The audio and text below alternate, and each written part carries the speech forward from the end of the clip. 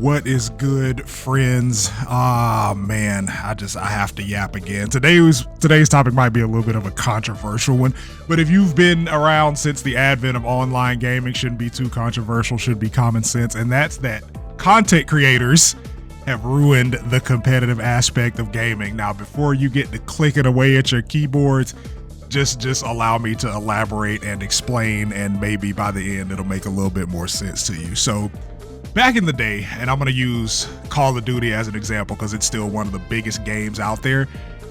Back in the day, when you booted up Call of Duty, you tried out guns, you unlocked guns, you put on your attachments, you saw which one fit your play style the most and you put on, you played that gun, you got the attachments that you thought worked the best for you, and you made your own loadout. And then, if you ran into somebody that was running something that beat your class, you're like, oh man, what is that? What's that using? I might want to try that out once I unlock it.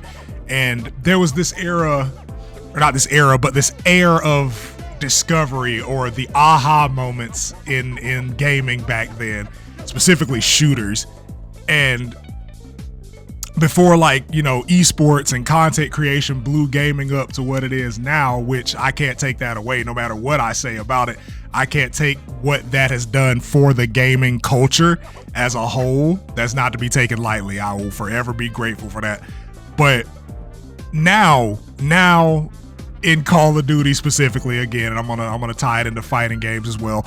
Now in Call of Duty, it's just clip farm simulator 24/7, bro. Like, everybody's Googling what's the best weapon, what are the best attachments, how do I get to this, what's the fastest way to grind up, which in a vacuum, those aren't bad things, right? Like, those are not bad things to do or to have happen. But like, when that's the only thing you play, if you only ever play meta in anything, it's going to ruin your enjoyment of the game because people just won't be able to compete. Either that or you're just cheesing your way to victories and shit. And it takes away that level of discovery. Like, 8 out of 10 times when you load into a match, you're gonna see people running the top 3 weapons. Like, the entire team just running the top 3 weapons. And if you aren't running those weapons with those specific attachments, then you're gonna have a much more difficult time competing. And that, my friends, is the fault of the content creators, because there came a point where it was like, hey, I'm playing the game and I want to share that experience with other people. To how can I maximize clips and engagement? Oh, okay, let me just absolutely cheese the shit out of whatever system I'm playing, whether that be a fighting game, a shooter. Hell, I've seen it in fucking Yu-Gi-Oh! Where like every time something gets discovered meta, you go play ranked, you'll run into that deck 4 out of 5 duels. Like, it's absolutely insane. Like, and that's the fault of content creation, because of course, if you're running a top tier weapon or a top tier character or a top tier deck, what have you, you're gonna absolutely shit on people that don't have a direct counter to it. And a lot of these things, like fighting games, you can't really change characters on the fly like you can with a shooter. Like, you can change loadouts, but like, you're kind of just locked into that battle. And content creation has also created one of my absolute favorite play styles in video games, and that's the one and done, where you'll fight against an opponent, right? And you'll lose, or they'll eke out a win and then just don't rematch. Or my other favorite, where you win the first one, they rematch, they win the second one, and then leave. Like, you don't owe anybody a rematch. Nobody owes you a rematch. But like, that's really some hoe shit. Like, that's really some hoe ass shit. So like, you rematch when you lose, dip when you win. On God, that's what it is for your clips, so you can have a fucking SS4 Gogeta dub montage for YouTube. And it just, the culture surrounding it has been birthed strictly by content creation. And I've said it before, I've said it on the podcast, I said it in videos. Content creation, now people aren't playing games for content creation. They're content creating for video games, you know? Or I'm sorry, like the other way around. They aren't content creating for video games. They're playing video games for content creation. That's why every couple of weeks or months, you'll see somebody like, man, is video gaming boring? I'm like, well, of course it is, brother. You're only playing one genre of game or one franchise of game, and you're using the top tier setup or the top tier character every time, and you're not really having to work for anything. So like, yeah, it's fucking boring. It's like, I bet if you went out there and like played basketball against a bunch of fifth graders as a 25-year-old, you probably wouldn't have too much fun. And like I said in the beginning, the discovery factor has just been all but killed. Like there would be moments where you'd be playing your character and you'd find out they had an option that kind of does something really well. It's like, oh, okay, cool. So if I do this, then that kind of forces them to do this, and you can create your mix-ups, your tech traps, stuff like that. Same thing with the guns. Like, you know, there was something that had a slower fire rate, but it had higher damage. Or like, I'll use Black Ops 2 as an example. The AN-94, the first 2 shots of that gun deal double damage, and when people figured that out, you saw an uptick in usage, but people were still using the other weapons. You know what I'm saying? Like, there's meta. There's gonna be meta in anything that has more than one character or one weapon. There's always gonna be meta, but like solely playing the meta every time and foregoing learning to play the game is absolutely nuts. And you'll see it a lot in, you know, newer games like Sparking Zero. I'm pretty sure everybody has the Super Saiyan 4 Gogeta intro dialogue memorized by this point.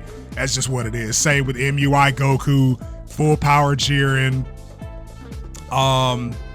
Vegito Blue, Z Broly. Like, it's just like, and the thing is, they always out themselves, because once you can get around the cheese, they don't know how to play the game.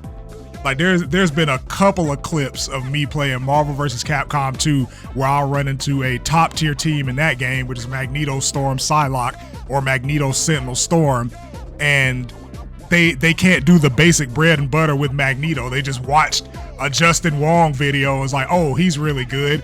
These are some of the best characters in the game. I'm gonna play them.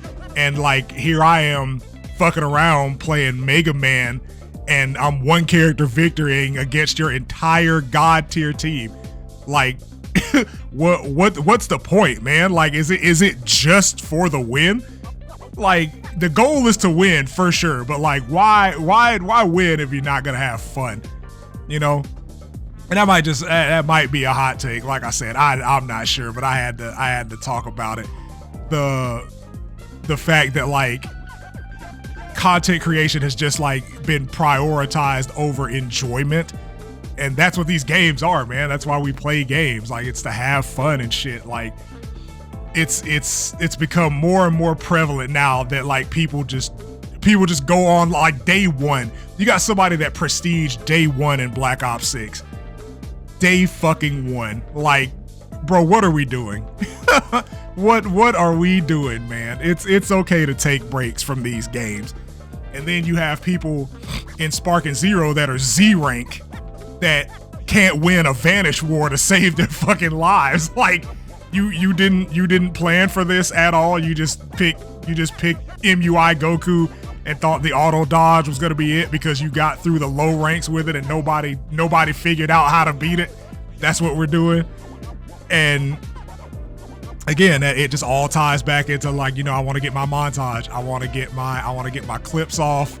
I want to be seen as the very best like no one ever was. And that's my ultimate goal. The goal is never fun. It's not to win. It's just to make sure that you lose. That's it. But, you know, as a content creator, this has to be hilarious coming from me. But like, in any game I play, y'all have seen on the streams, in any game I play, whether it's a fighting game, a shooter, back when I streamed Yu-Gi-Oh!, like I will always play what I want, win or lose. Like, I play characters that I like first and foremost. That is the number one goal. Like, I will always play the characters I like before I be like, oh, okay, this character's top tier. Let me just get in the lab with them. I don't fucking care. I don't care about that shit. Like, it's just, what's the point? What's the point of playing top tier and fucking you don't know how to play the game? So then when you lose, you rage quit. And that, oh my God, that culture, that shit, like you got people actively cheesing their way to the top ranks in these games. And then when they run into somebody that can beat their bullshit, it's just immediate rage quit, dog. Like, it's so funny.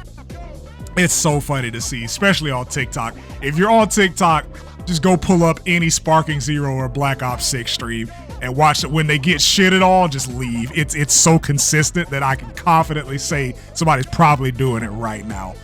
But that's where we'll cut the video, man. I think I've yapped enough. I know y'all are gonna let me know in the comments. We've experienced it, bro. Like, you can't deny this. As a content creator, I'm not even denying that this happens, bro. And I don't even do the shit. But let me know, man. Let me know in the comments. I'm excited to see what y'all got for me, man. Peace.